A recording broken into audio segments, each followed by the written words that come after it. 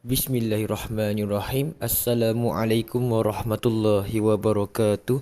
Saya 22007116, Pegawai Kadet Muhammad Aiman Ashraf bin Muhammad Zakaria dari kelas 2ZP63, ingin membuat sedikit ulasan berkaitan dengan buku Islam dan Pluralisme Agama, Memperkukuh Tauhid di Zaman Kekeliruan. Baiklah, inilah bukunya. Penulis buku ini Profesor Madya Dr. Khalif Muammar Haris.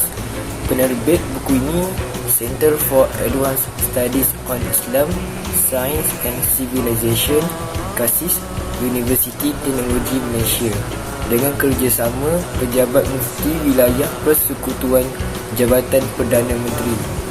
Tahun terbit buku ini pada bulan Februari 2013. ISBN untuk buku ini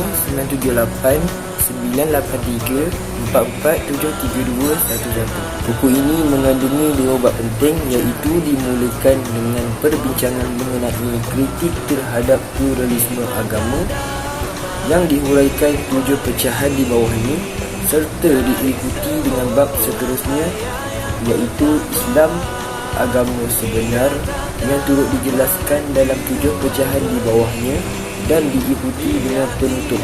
Dalam bab pertama, penulis memulakan perbincangan dengan memberikan tumpuan kepada latar sejarah pluralisme agama.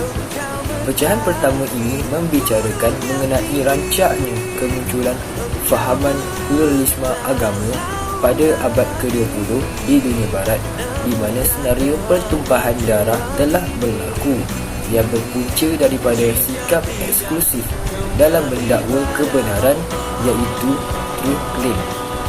Pecahan kedua pula iaitu pengaruh sekularisme dan liberalisme. Penulis telah menyatakan tentang sekularisme bukan hanya sebagai suatu fahaman yang memberikan tumpuan kepada aspek-aspek keduniaan, iaitu worldly life, bahkan juga sebagai program falsafah yang cuba mentafsirkan realiti dan kebenaran berdasarkan rasionalisme bumi. Pecahan ketiga iaitu kecelaruan pengertian pluralisme agama, yang membicarakan bahawa terdapatnya golongan pluralis dan eksklusivis dalam kalangan umat Islam yang cenderung menyamakan pluralisme agama dengan keterbukaan terhadap kepelbagaian agama dan sikap toleransi beragama.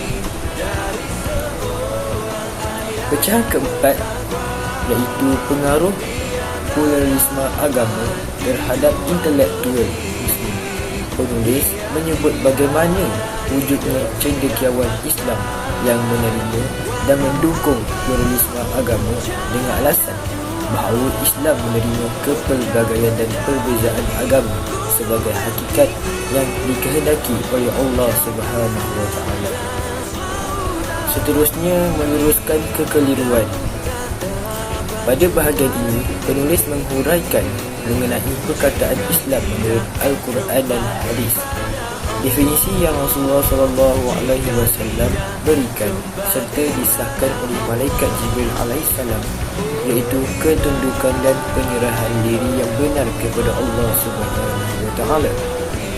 Pecahan ke-6 pula iaitu Tauhid dan Pluralisme Agama. Bahagian ini menerangkan konsep Tauhid yang sudah dijelaskan oleh Al-Quran adalah berlawanan dengan fahaman pluralisme agama. Pecahan terakhir dalam bab ini ialah pluralisme agama dan akal sihat. Satu perbincangan mengenai perkaitan akal dengan pluralisme agama. Bab kedua buku ini iaitu Islam agama sebenar, dimulakan perbincangan dengan memfokuskan agama fitrah sebagai pecahan pertama. Bahagian ini mengupas tentang sifat semula jadi dan kecenderungan manusia yang dilahirkan ke dunia untuk mempercayai kewujudan Tuhan yang menciptakan dirinya dan segala yang wujud di dunia. Bahagian kedua pula adalah agama Hanif. Pada bahagian ini, penulis menghuraikan mengenai usaha dalam kalangan pluralis, khususnya perennialist Muslim seperti Syed Hossein Nas. Pada bahagian ketiga pula, iaitu kesatuan risalah para Nabi dan Rasul, penulis menjelaskan bahawa para Nabi dan Rasul diutuskan untuk membimbing manusia agar tidak melupakan tujuan mereka diciptakan dan peranan mereka di atas dunia. Pecahan keempat, iaitu agama universal. Bahagian ini dibincangkan tentang mutlaknya tauhid sebagai intipati agama yang telah disampaikan oleh seluruh Nabi dan Rasul pilihan di sepanjang sejarah manusia. Pecahan kelima pula iaitu tauhid, penegasan keesaan Tuhan. Dalam bahagian ini, penulis menegaskan bahawa tauhid ialah syiar Islam. Tauhid menegaskan hanya ada satu Tuhan yang benar, iaitu Allah Subhanahu wa Ta'ala. Seterusnya, iman dan kufur. Penulis membincangkan tentang persoalan iman dan kufur. Ialah persoalan yang sangat penting dan asasi yang jika tidak berhati-hati akan menyebabkan kekeliruan ramai golongan. Pecahan terakhir dalam bab ini adalah mengenai kesepakatan umat dan ijma' para ulama.